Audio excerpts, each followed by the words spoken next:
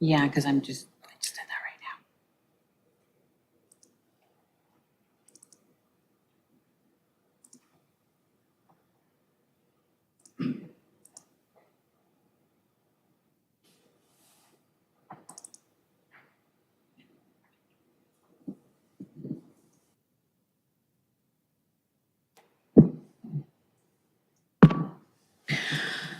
Commissioner Galassi? Galassi, thank you. Present. Commissioner Tanner? Here. Commissioner Caldwell? Present. Commissioner McNerney? Here. Chair Matsuno? Here. Okay, if you'll rise for the salute to the flag.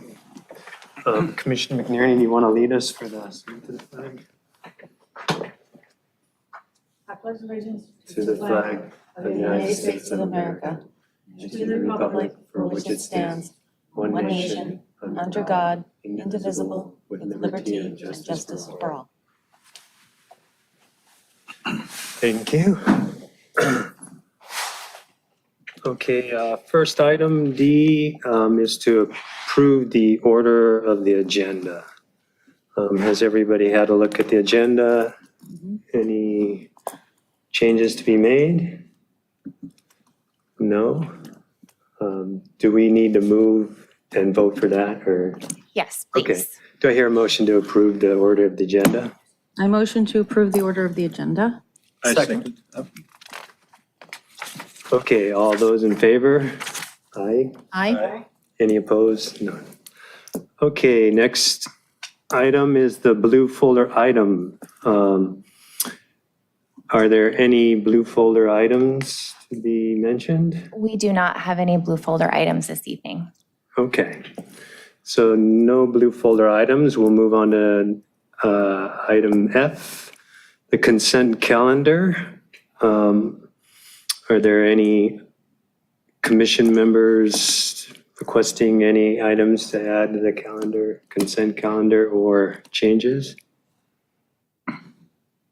Okay, then do I hear a motion to approve the consent calendar? So moved. Second. Okay, all those in favor? Aye. Okay, so the consent calendar has been approved. I do not believe there are any excluded consent calendar items. There are not. Are there any members of the public who would like to speak on non-agenda items? Any e-member e-files or anything? No?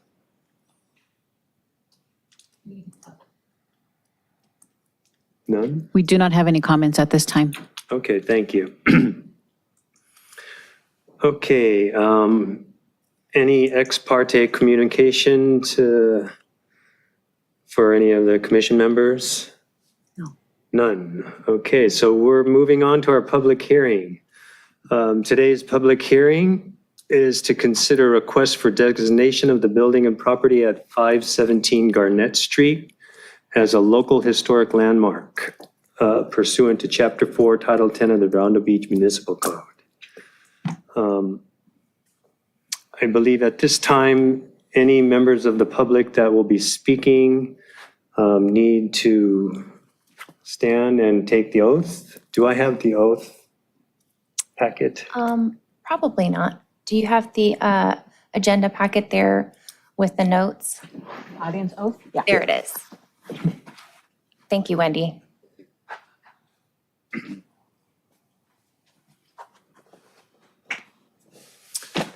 Will you be speaking tonight? Okay. Do each of you swear or affirm that the testimony you shall give shall be the truth, the whole truth, and nothing but the truth? Yes. Okay. This is the time and place to conduct a public hearing to consider the designation as historic landmark of 517 Garnett Street. Is there a motion to open the public hearing? So moved. Second? Second. Okay. Those in favor? Aye. Okay. So Now we can have our report from staff. Yes, of course. If you could please share my screen. There we go. The property in question is located on the north side of Garnett Street, just between Francisca Avenue and Guadalupe. It's zoned R3 multifamily residential, and the lot is approximately 3,200 square feet in size. The existing house is approximately 1,288 square feet in size. Even though this property is not listed on the City Historic Resources Survey, per the assessors, it was built around 1907, and there are several adjacent landmark properties that are currently a part of our Mills Act program. Here's the front of the property. You can see that it's a low-scale cottage-like structure. Here are some other front views. This was the original driveway space that has been converted to outdoor living space, which leads to a detached unit in the rear.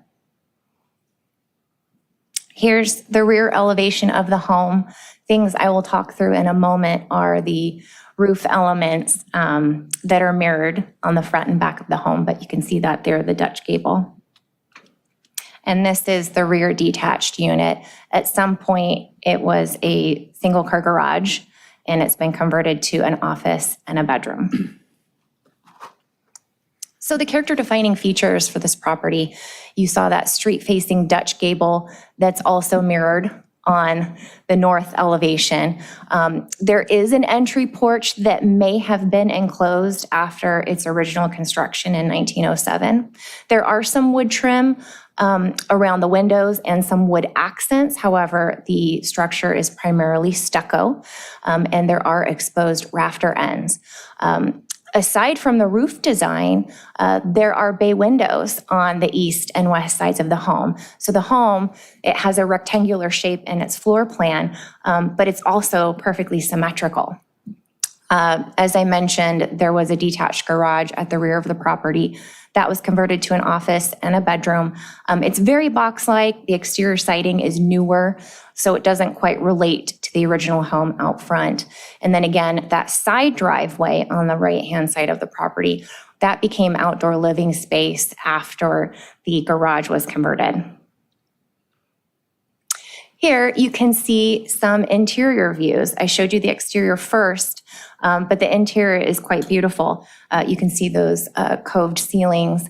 On the left-hand side of this photo is that porch element. You can see the windows on the interior of the porch. Those appear to be original. This is the inside of the porch. What's very interesting is you can see that roof element and how it's curved. That is mirrored in the rear porch, and I'll show that to you in a moment. So here, you can see this curved element. This is the back of the house. So you have that roof element that's perfectly mirrored on the front and the back. So per the LA County Assessor, the house was built in 1907. There was a house-to-house inspection in 1977 that just confirmed the existence of the home for the city. A modification application was processed in 1994, and it was approved for a second-story addition, though that never came to fruition. It's still a single-story home. Bathroom additions, a re-roof, and a forced air unit were permitted in 1995. We were unable to find permits for that garage conversion, but the modification application in 1994 reflected a single-car garage in the paperwork. So sometime after 1994, that was converted. Nelson and Elsie Williams are listed in the city directories as having lived there in 1927. Nelson is noted as a local engineer. Later on, Lester and Ada Morton lived there in 1936, and they were there at least until 1963. Lester owned a restaurant, and it was noted as LL Morton's, and various other individuals in the city directories were listed as waiters or servers working at LL Morton's. Eric and Heidi Barnett much later owned the property in 1991, and then Douglas and Don Bigley owned the property in 1995. If the Preservation Commission felt that this property was appropriate for designation, I make the recommendation that it be called the Morton House for Lester's contribution to the original downtown district on Pacific Avenue. He had a restaurant there, and it supported other local individuals who worked there. It really, these types of businesses brought the beachfront to life as we transitioned from an industrial waterfront to a beachfront resort. So it was a thriving resort at the time that this property was built and inhabited by those families I noted. It was a growing residential community for working class families. So you have the engineer, you have the restaurant owner. The house itself is not architecturally significant. You have several craftsman properties that are designated adjacent to this home. It does have some elements of craftsman, but there is a term that preservationists often utilize when it's just a home that's of a time and place using materials that were available, and that's vernacular architecture. So it's quite possible that that would be the category for this. There are some elements of craftsman, but it doesn't follow all of those classic features. But this property is on the Gem Streets. It's amongst multiple Mills Act properties. So as I noted in the staff report, we feel that this could be a meaningful contributor to that growing district. That district has not been officially designated, but as we slowly designate individual properties, then we create the protection for that block face.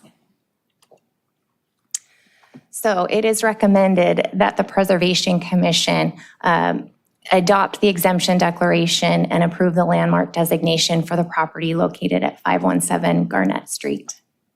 Thank you. Thank you. Okay. We do have the homeowners this evening. Okay. Would you like to speak?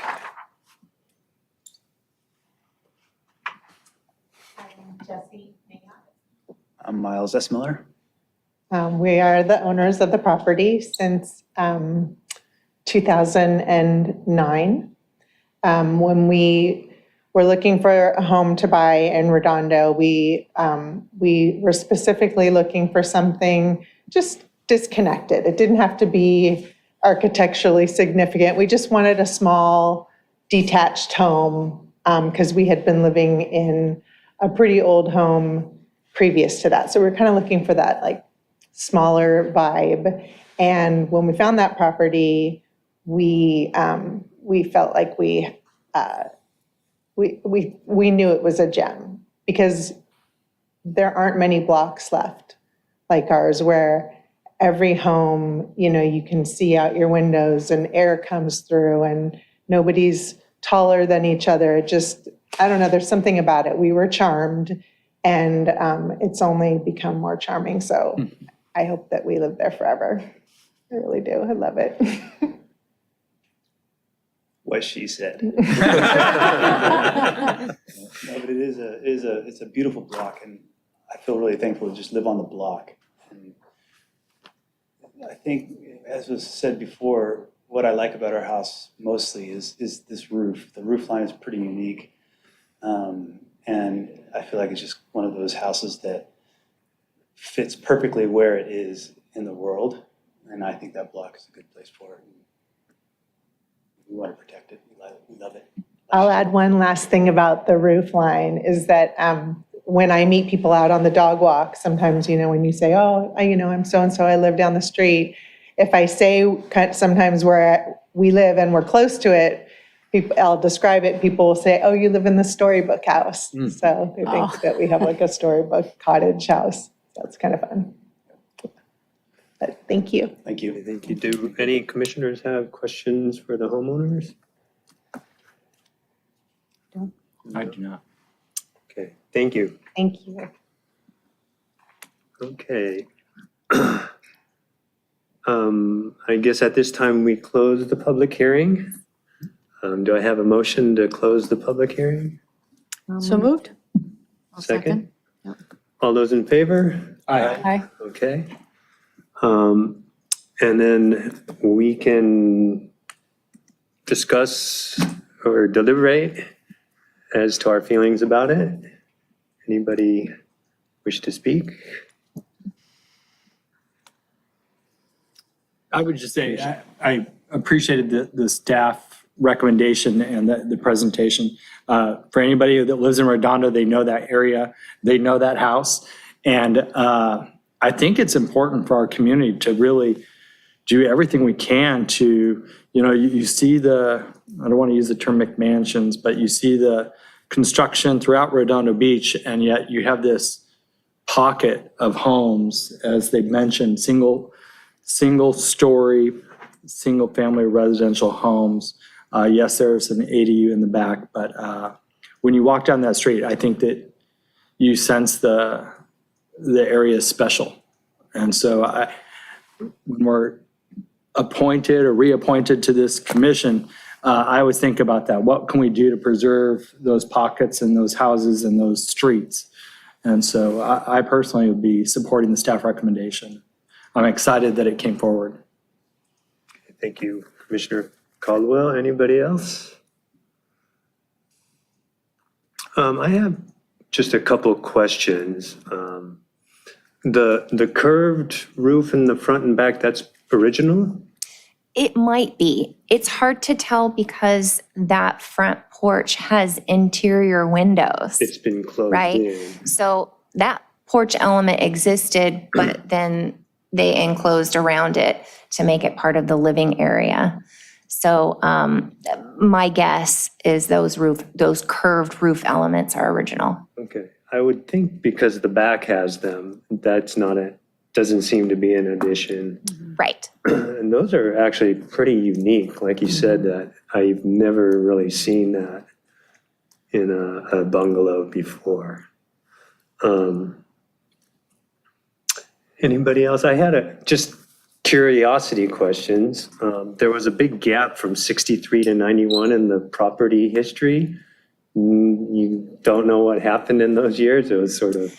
Our archives ended in the 60s, and then our current permitting system picked up in the 1990s. Okay. So it's unfortunately a bit of a black hole in our research. And then finally, the exterior elements like the deck or the driveway, that does not, I know, for example, gardens and exterior fencing should be considered, but it's not determinant of eligibility for the property. Correct. And in this case, that outdoor living space that inhabits the original driveway, you really can't see it from the street view. Okay. Okay, then. Any other comments, questions? I have a question. Is the designation just for the house itself, or is it the house and also the ADU in the back? I recommended within the staff report that it just be the original home because the structure in the rear had been modified and it has newer exterior materials. Also, it's very box-like, so it doesn't represent the same types of unique characteristics as the main residence does. Okay, thank you for that clarification. Okay. Do I hear a motion to approve the resolution approving historic landmark designation for the property located at 517 Garnett Street? I'll move the staff recommendation. I'll second. All those in favor? Aye. Aye.